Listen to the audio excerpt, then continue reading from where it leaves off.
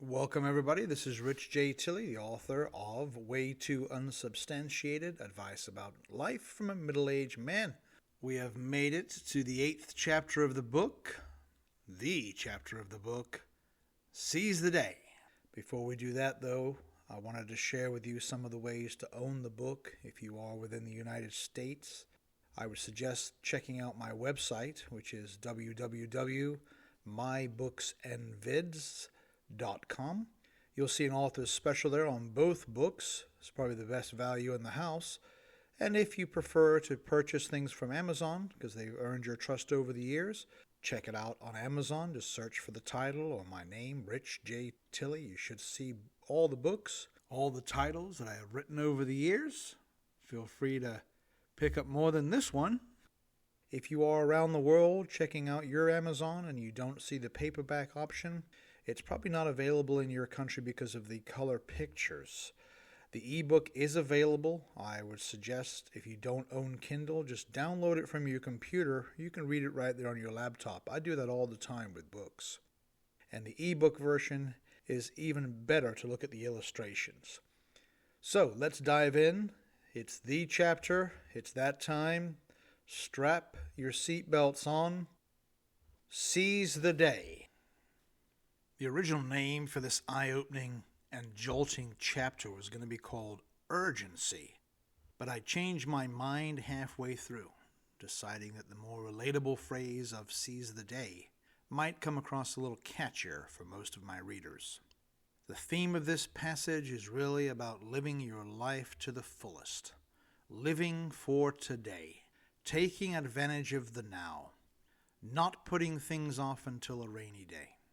I was also thinking about adding a complementary sister chapter called Procrastination, but decided at the last minute to place that idea on hold until another time. Get it? Procrastination, hold, another time? The biggest mistake we can make in life is to think we have more time. As our vast universe continues to expand into infinite space, the clockwise ticking chronometer has become our most precious resource. I am referring to the dimension of time. Everyone is guilty of operating in a way like we have all the time in the world to get around to something, including myself.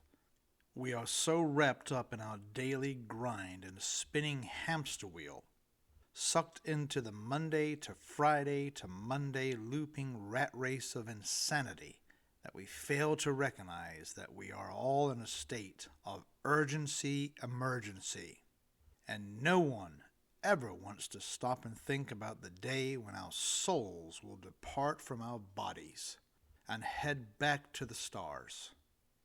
In this enlightening offering, I am going to encourage you all to start thinking about your own death and attempt to persuade you to seize the day by adding a slightly different spin on this familiar topic.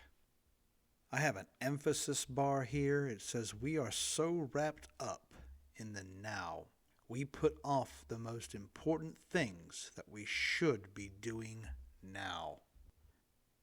How would you behave differently in your everyday life if you knew tomorrow wasn't promised? A thought not too many of us care to ponder or contemplate. But what if you suddenly found out that you only had 6 months to live, and your doctor reiterated that the estimated timeline they were giving you was generously gracious and optimistic? What would be some of the things you would put into immediate action? What would you want to do right away? What task would begin to take precedence over just working all the time?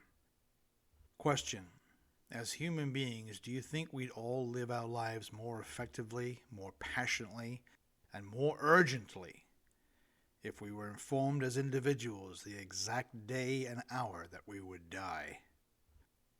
Would this daunting information stop us from delaying things of importance and halt procrastination in its tracks? I think it would. Could you imagine living in a world where everyone knew the day of their own death? society would be a very different place, wouldn't it? A completely unrealistic fantasy, I know. Furthermore, how would we ever be informed of such a frightening thing? And from whom? Hypothetically, what if within the first 2 weeks of our day of birth, our parents received by mail a golden manila envelope containing our newly issued birth certificate, and shortly thereafter, a predetermined death certificate for their new child? Birth metrics and medical data mailed from the Vital Statistics and National Registry, followed by a shiny jet black envelope arriving a few days later. Something our parents were expecting, because they had seen this dark letter once before in their youth many years ago, or had received a similar envelope in the mail associated with a previous child. As a tiny 2-week-old infant, we're obviously far too young to understand what this letter is. The mysterious black package has no postage mark, no return address, and no sender label information, showing only a rounded embossed seal with the letters DC on it. The person opening the packet for us is aware that it is not coming from a government entity in Washington, D.C. They already know what the celestial initials mean.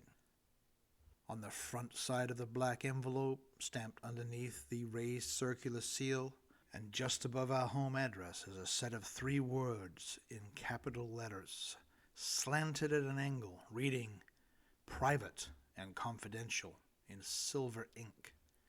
Curiously and nervously, our mother, father, or guardian opens the ominous delivery to discover explicit details inside, containing very private intelligence about their new child's demise. A responsible adult exercising ultimate accountability has to take the reins and commit to looking after the contents of the envelope until the new child is of age to understand what it pertains to. Perhaps storing the life-altering information in a safe or a locked file cabinet. As we survive into maturity, the day finally comes where we are able to find out what was inside the package. We read the typed message or have it read to us and see and hear that the eerie document reveals the month, day, and year when we are indeed labeled deceased. The data shows our time of death, accompanied with a general, not entirely specific cause of death. The large lump in our throat makes the news a tad difficult to swallow. At this moment, our human spirit is springboarded into action, and we begin thinking about our life's purpose as our eyes, ears, and brain absorb the following. Congratulations, first name, middle name, surname, in parentheses, on your glorious day of birth on day, date, year, in parentheses. Below are the pertinent details of your impending and inevitable demise. This fateful day cannot be changed, underlined. Depending on the choices you make, embracing the gift of life in human form and likeness, I look forward to meeting you at this preset time, or maybe we'll never meet.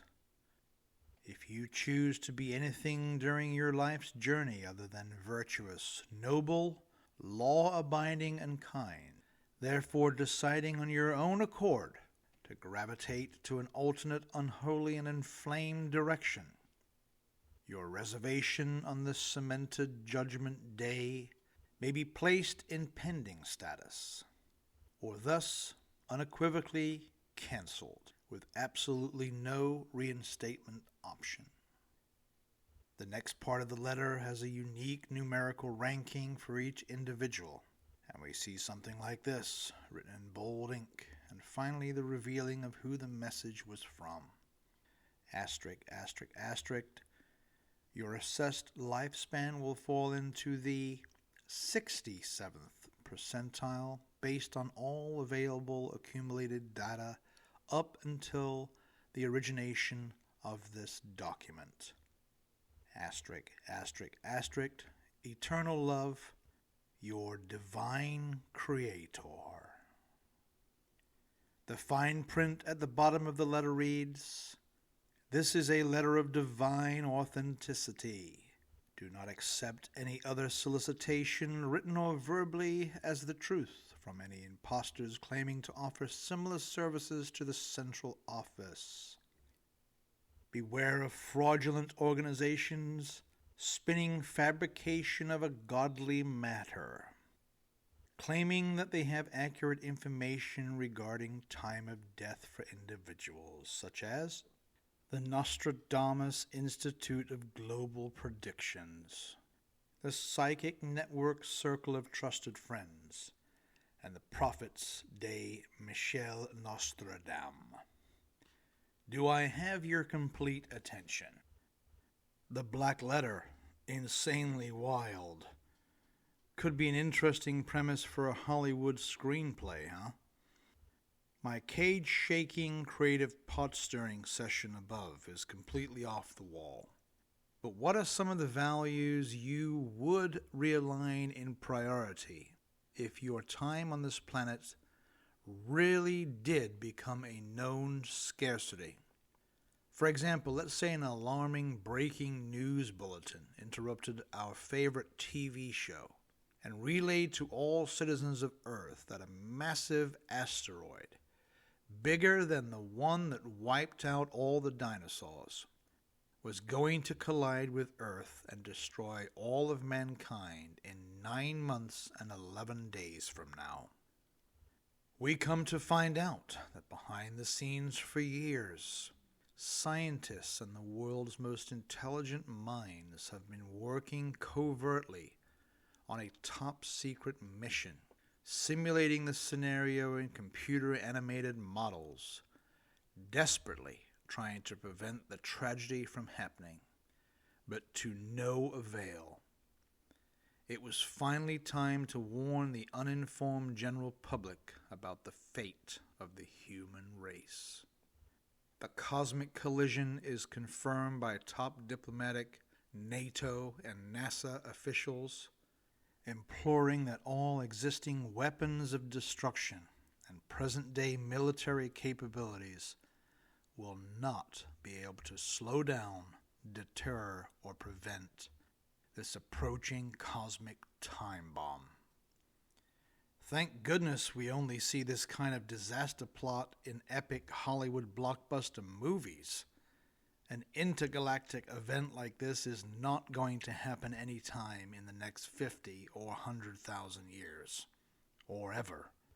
But how could we actually go about our lives today and act as if we would behave if this doomsday scenario was in fact going to come to fruition? How can we trick our minds into taking advantage of the now and not cruise aimlessly through life, week after week, month after month, year after year, forgetting to live passionately with an intense zest for all that our precious gift of creation has to offer?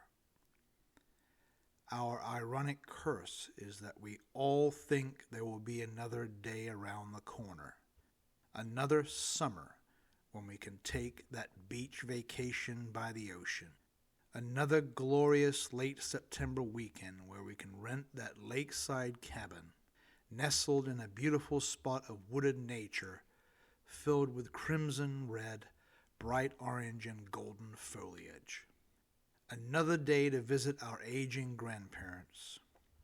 The reality is that most of us do not have the time or money to do the things we wish we could do.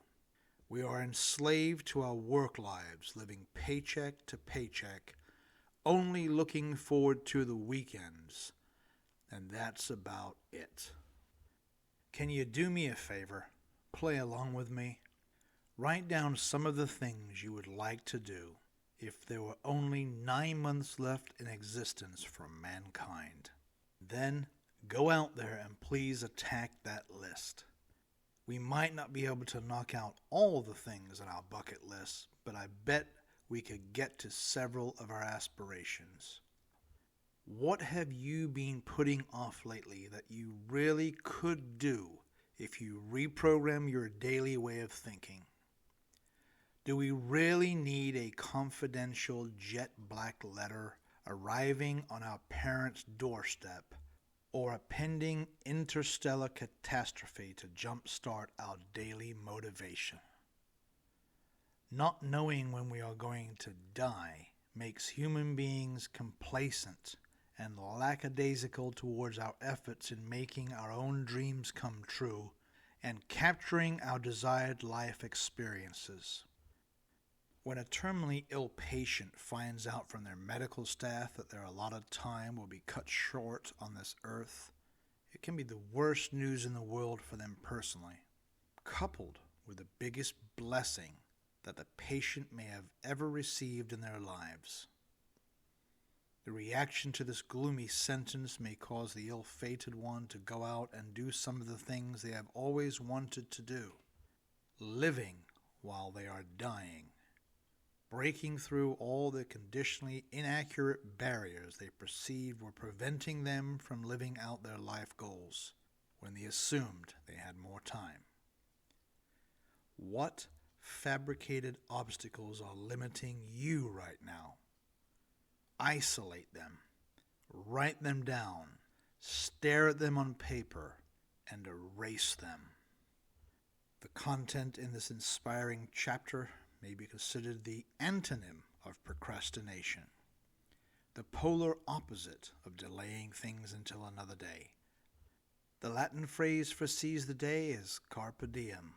Most of us have heard this sentiment before. What popular movie comes to mind when we hear this aphorism from early civilizations? That's right, the outstanding 1989 American timepiece drama Dead Poets Society, starring the late, great Robin Williams and a much younger Ethan Hawke. The film is set in the U.S. state of Vermont in 1959.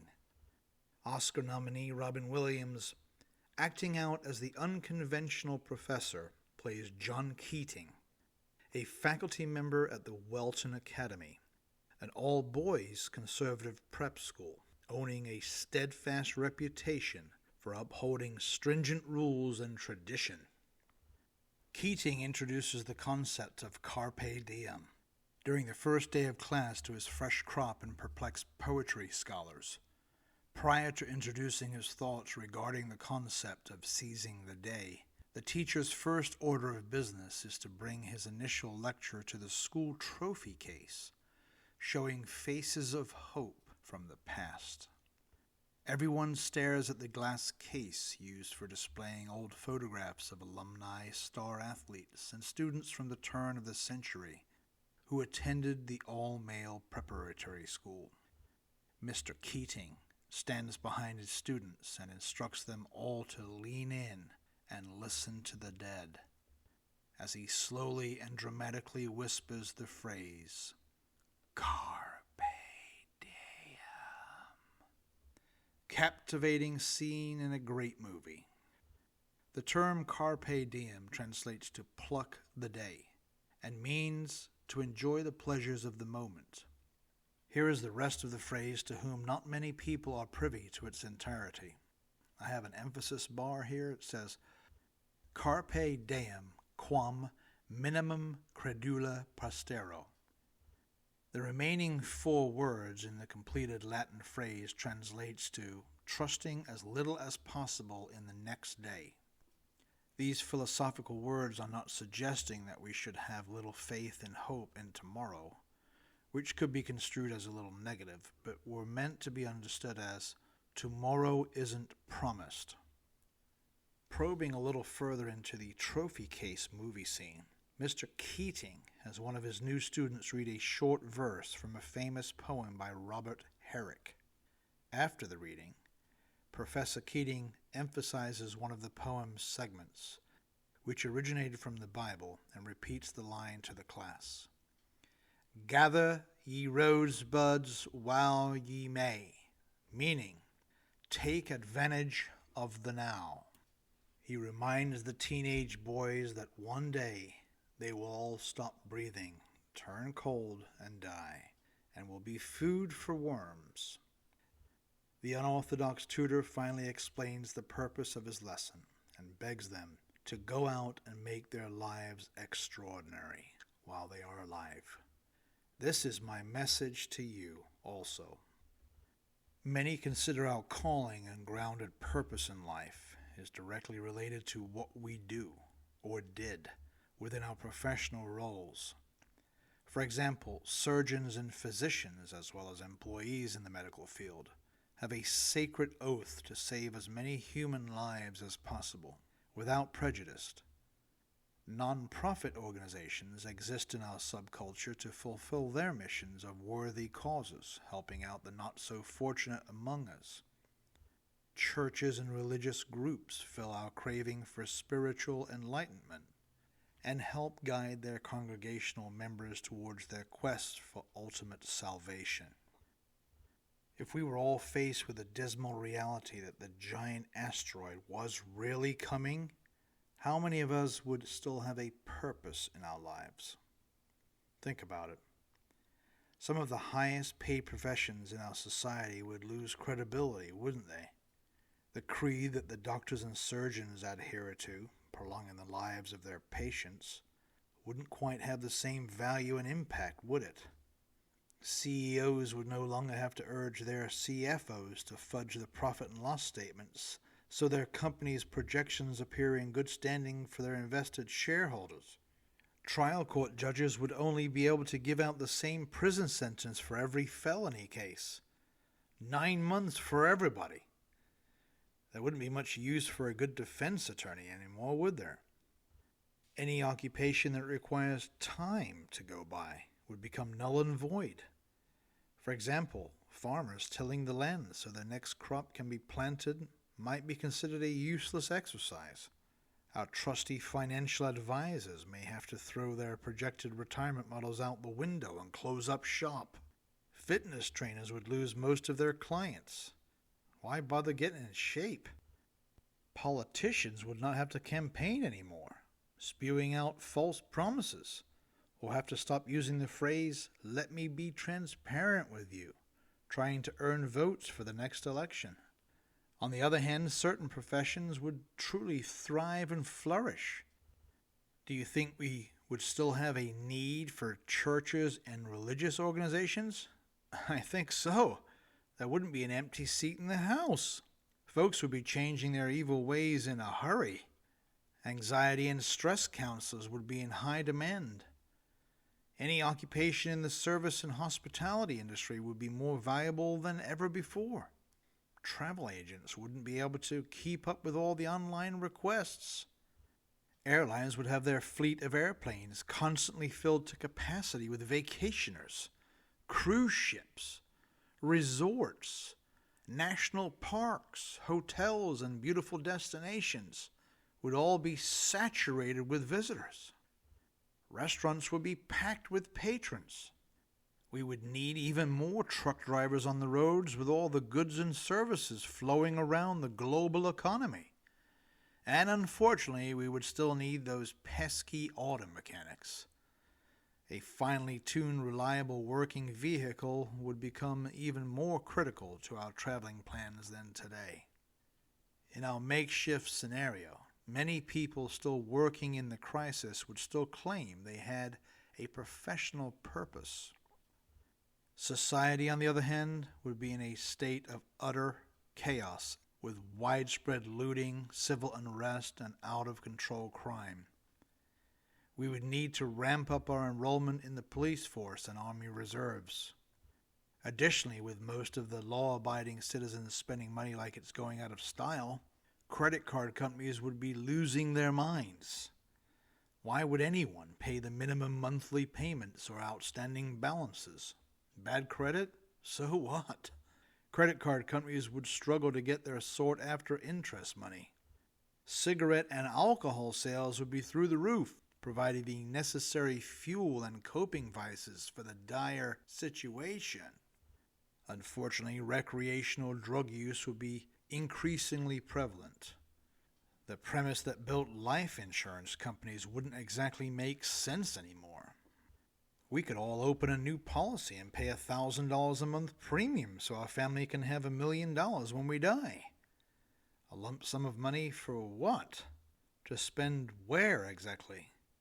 We're all going to die on the same day. Plus, it would all be a moot point because nobody would ever receive their death benefit check from the insurance companies, even if our families were lucky enough to escape death for a few more days after the impact, sheltered from the toxic air in a deep underground bunker. We would come to find out that the headquarters for the company where the check was issued was hit by a meteorite cluster. Okay, I have to stop. I've had way too much fun with this chapter.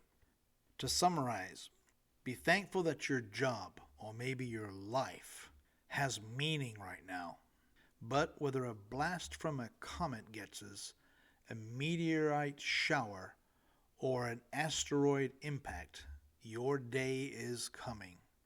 Until this black letter occasion, we must reprogram ourselves and go out and seize the day. Carpe diem.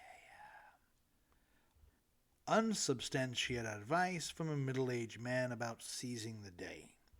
We must act as if we have limited time and put some urgency back into our lives. Step out of the daily grind and go out and knock out the items on your bucket list. Do it now. Am I right about this or just half right? This is Rich J. Tilley. I hope you enjoyed listening today on YouTube for the free audio on Way Too Unsubstantiated Advice About Life from a Middle-Aged Man. The next chapter is called Tasks. It's very practical, and you probably need a piece of paper and a pen for this one because I'm going to make you do some homework. Thanks for listening, everybody.